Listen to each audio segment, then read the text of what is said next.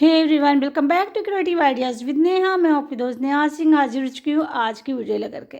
अगर आपकी भी कैंची में धार चली गई है, जंग आ गई है, तो आज मैं आपके साथ में शेयर करूँगी हार्पिक से धार लगाने का ये बहुत ही अमेजिंग सा तरीका, जिसे देख करके आप दंग रह जाएंगे। आज जो भी टिप लेकर के आए वो काफ़ी यूजफुल है। तो चलिए वीडियो को स्टार्ट करते हैं और देखते हैं फर्स्ट टिप को।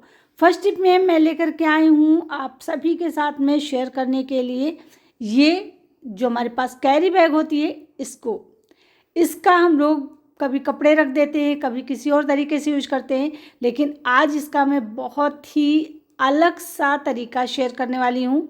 तो बस आपको इस कैरी बैग को कुछ इस तरीके से फोल्ड करना है, अंदर की तरफ इसको इंसर्ट करना है। अब यहाँ पर मेज़रमेंट आपको लेना है अपने चीज़ के अकॉर्डिंग। मैं यहाँ पर अपने जो चीज़ पर मैं इसका इस्तेमाल करने वाली हूँ उसके अकॉर्डिंग ले रही हूँ। तो इस तरीके से इसको मैंने फ़ोल्ड कर दिया है। अब चलिए आपको दिखाते हैं कि ये हम कहाँ इस्तेमाल करने वाले हैं और कैसे हमारी चीज़ ऑर्गेनाइज होगी, देखने में सुंदर लगेगी। बहुत ही बढ़िया सा तरीका है। तो इस तरीके की पॉलीथीन अगर आपके घर में भी है तो बिल्कुल फेंकिएगा नहीं, ये आपकी चीज़ों को सेव कर देगी।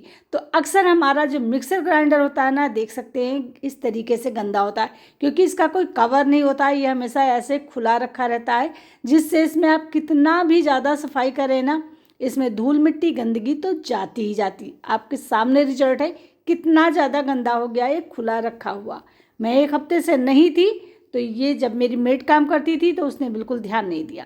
चलिए अब इसका हम बनाते हैं बढ़िया सा ऑर्गेनाइजर। तो पहले भी मैंने इसका ऑर्गेनाइजर ही बना करके इसको रखा हुआ था, तो मैंने सोचा क्यों ना, जब इस तरीके की प्रॉब्लम सभी के साथ होती है तो इसको शेयर कर दिया जाए। तो देखिए मैंने जो इसकी कॉर्नर थे ना, कुछ इस तरीके से इसको फोल्ड कर दिया है।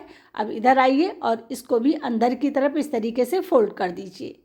देखिए एक बहुत ही सुंदर सा आपका ये ऑर्गेनाइजर बन जाएगा और बस आप इसको अब लगा दीजिए। देखिए मोटी पॉलीथीन होती है तो इसमें धूल मिट्टी नहीं जाते, कीड़े मकोड़े नहीं जाते, बहुत अच्छी तरीके से अपनी जगह पे सेट हो जाता है, देख सकते हैं। और इसमें जो प्यारे प्यारे से डिज़ाइंस होते हैं ना, उन्हें देख करके कोई यही नहीं कहेगा कि ये मैंने कैरी बैग से या पॉलीथीन से ये बैग मतलब ये ऑर्गेनाइजर बनाया है, कवर बनाया है। देख सकते हैं पूरा बहुत ही अच्छी तरीके से कवर हो गया है। तो अगर आपके घर में भी इस तरीके की पॉलीथीन रखी है तो उसको फेंकिएगा मत। इस तरीके से अपने कोई भी मतलब चीज़ें हैं उनको ऑर्गेनाइज करिए, ढक करके रखिए। चलिए बढ़ते हैं नेक्स्ट की तरफ। तो नेक्स्ट टिप में मैं यहाँ पर लेकर के आई हूँ पानी की बॉटल से एक बहुत ही बढ़िया सा DIY बनाना और एक बहुत ही प्यारा सा ऑर्गेनाइजर बनाना। तो आज मैं कुछ इसी तरीके की टिप लेकर के आई हूँ जो आपके किचन में आपको बहुत हेल्प करने वाले हैं और आपके घर की चीज़ों को सिक्योर करने वाले हैं।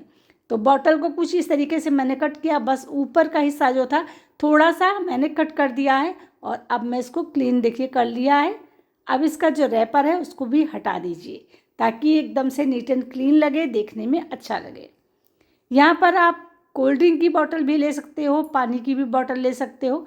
यहाँ पर आपको चाहिए 2 बोतल। यहाँ पर दूसरा बोतल भी चलिए मैं कट कर लेती हूँ।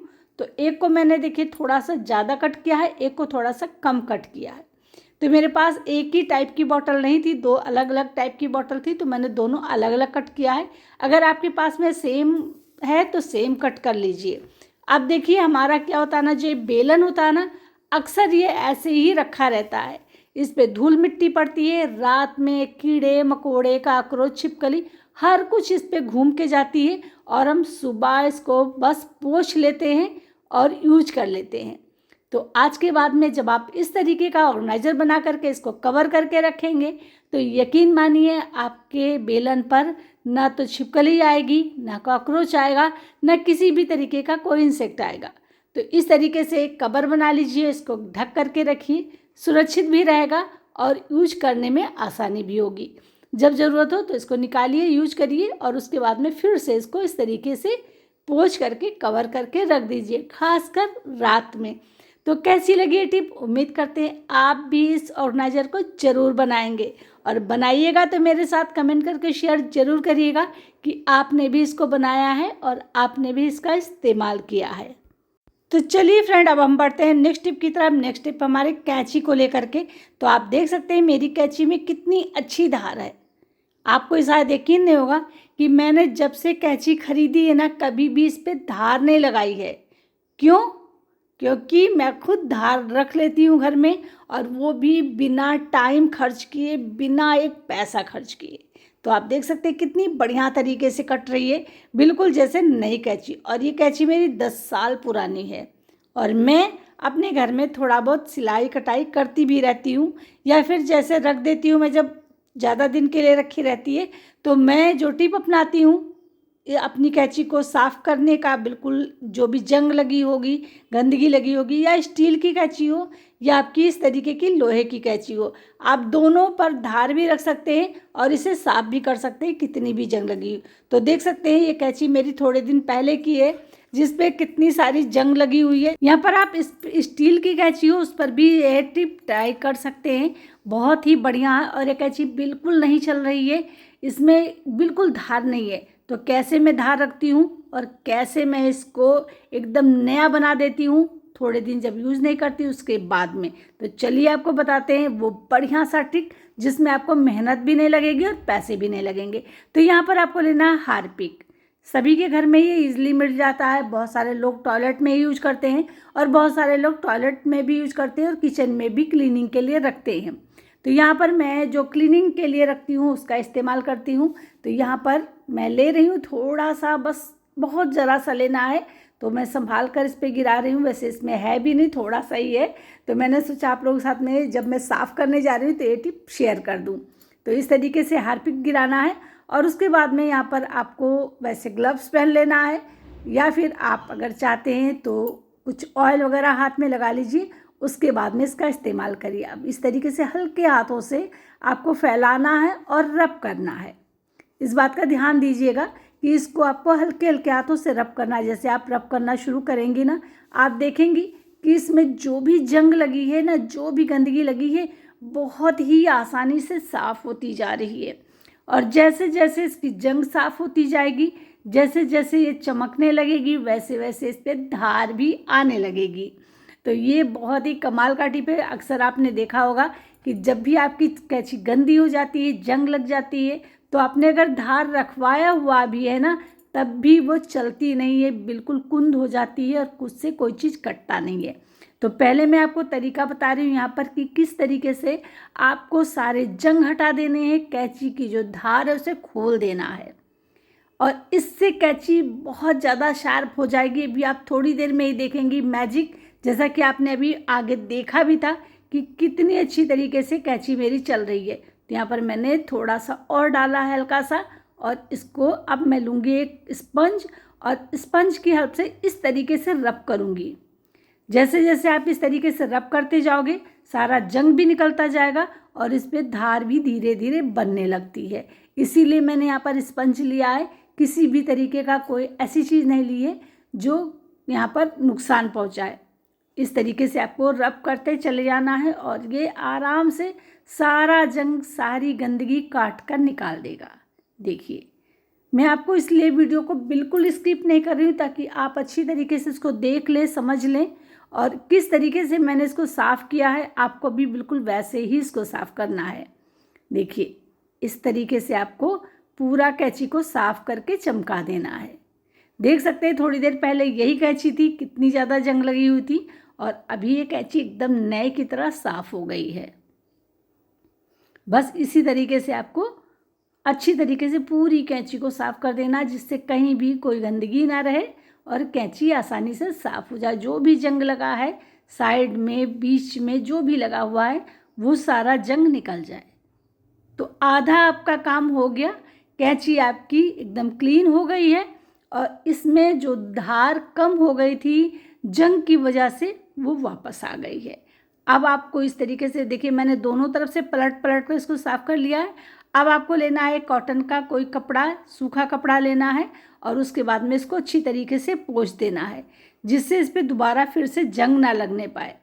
आप ध्यान दीजिएगा कि जब भी आप हार्पिक का इस्तेमाल करेंगे तो आप पानी बिल्कुल इस पर नहीं लगाएंगे। अगर आप पानी लगा देंगे तो आपकी कैंची बहुत जल्दी ख़राब हो जाएगी। तो यहाँ पर आपको पानी का बिल्कुल इस्तेमाल नहीं करना है, बस आपको कैंची को इस तरीके से साफ़ कर देना है।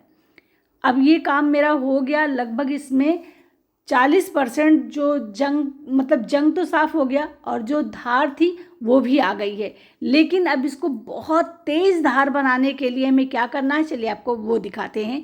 तो अब आपको लेना है थोड़ा सा नारियल का तेल।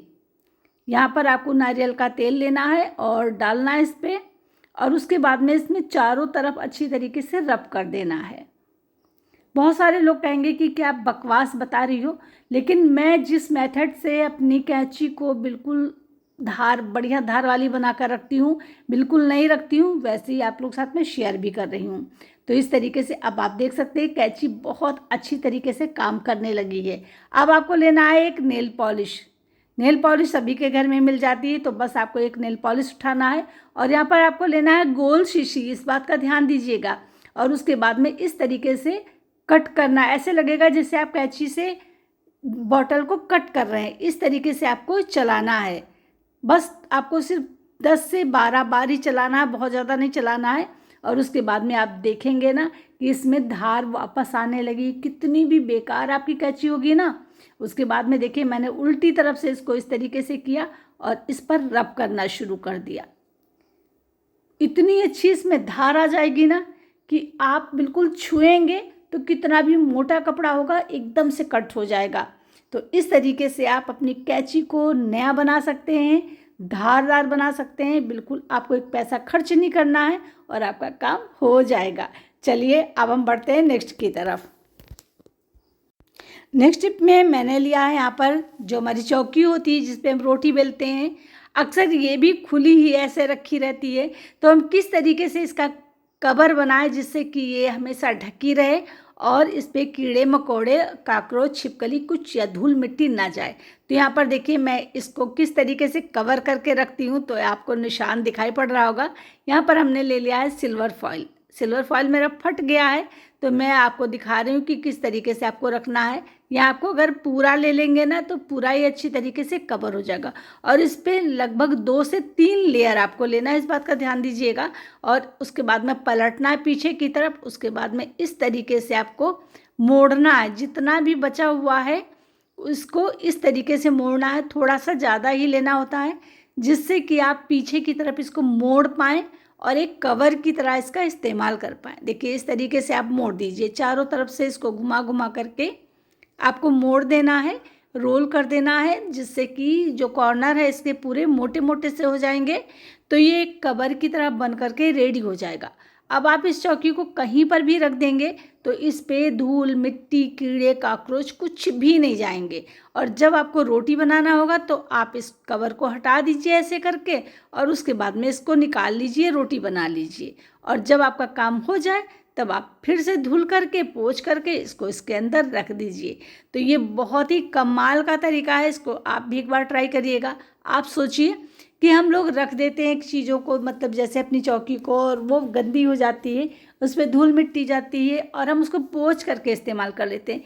काकरोच घूम रहा है, छिपकली घूम रही है, पता नहीं कौन सा कीड़ा जहरीला है जो इस पर चल के गया है और हम लोग रोटी बना करके अपने बच्चों को, अपने हस्बैंड को, अपने फैमिली को खिला देते हैं।